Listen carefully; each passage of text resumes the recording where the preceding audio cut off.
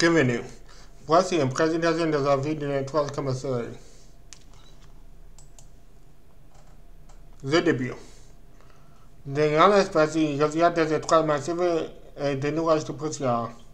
Les étoiles massives finissent par exploser en supernova éjectant beaucoup de débris stellaires et énergie qui fait tourbillonner les nuages de poussière. Il y a deux types de supernova, type 1 et 2. Type 1 se produit quand il y a deux étoiles dans un système binaire. Une d'entre elles est une étoile comme le Soleil et l'autre une blanche. Elles s'entrent en collision avec les unes les autres, provoquant une explosion qui déclenche beaucoup de débris stellaires et d'énergie qui fait tourbillonner des nuages de poussière existants dans l'espace qui créent de nouvelles étoiles. Un supernova de type 2, c'est quand une étoile massive âgée s'explose et jette une énorme quantité d'énergie et un débris stellaire qui fait tourbillonner un nuage de poussière existante pour créer de nouvelles étoiles. Voici une animation d'un supernova de type 2. Ces étoiles très massives. C'est l'explosion. Le nuage de poussière commence à tourbillonner.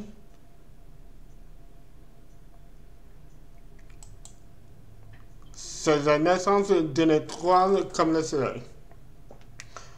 L'entourage est primairement compris des hydrogène et l'hélium. Cependant, elle contient aussi des éléments lourds comme oxygène et carbone. Lorsque le nuage tourbillonne, les forces gravitationnelles les fait contracter et chauffer jusqu'à démarrer la fusion nucléaire. Une nouvelle étoile est née. C'est une animation de ce processus. C'est un nuage de poussière chaude qui tourbillonne. C'est la création d'une étoile, comme le Soleil. Ce type d'étoile est une étoile, ce qu'on appelle étoile de séquence principale. Ici, les étoiles fusionnent deux atomes d'hydrogène et un atome d'hélium au quart. Ce sera la première et la troisième phase de la vie d'une étoile.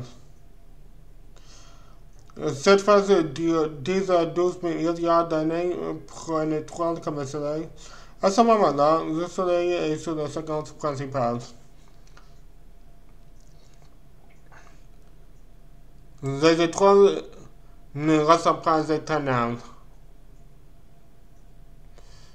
La phase de géant rouge est la première phase de la mort d'une étoile comme le Soleil.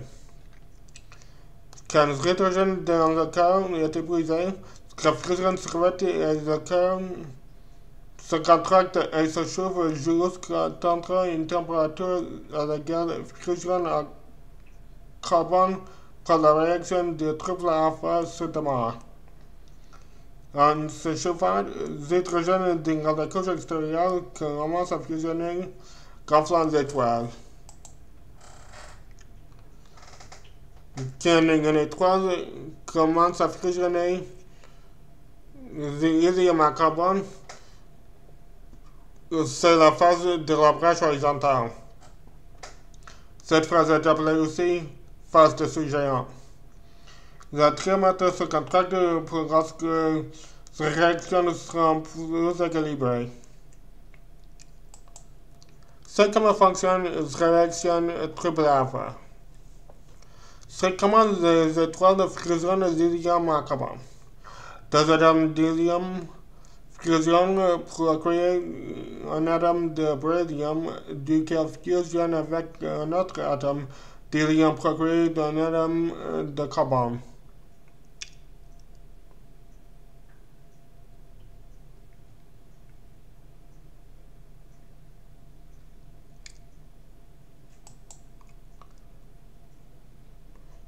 quand tout l'hélium dans laquelle est épuisé, les étoiles retournent à la phase de géant rouge.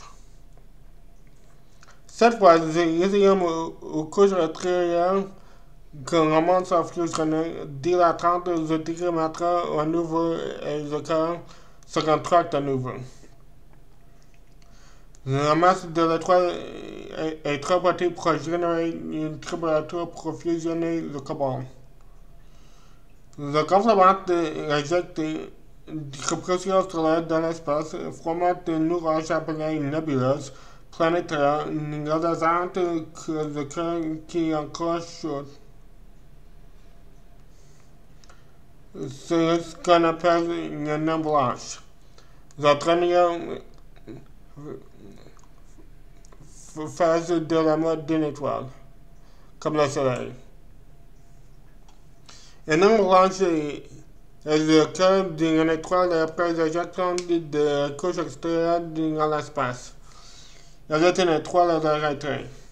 Elle ne génère plus d'énergie. Elle émet des lumières blanches jusqu'à s'éteindre. Elle est typiquement la taille de la Terre. C'est la fin de cette présentation. Au revoir.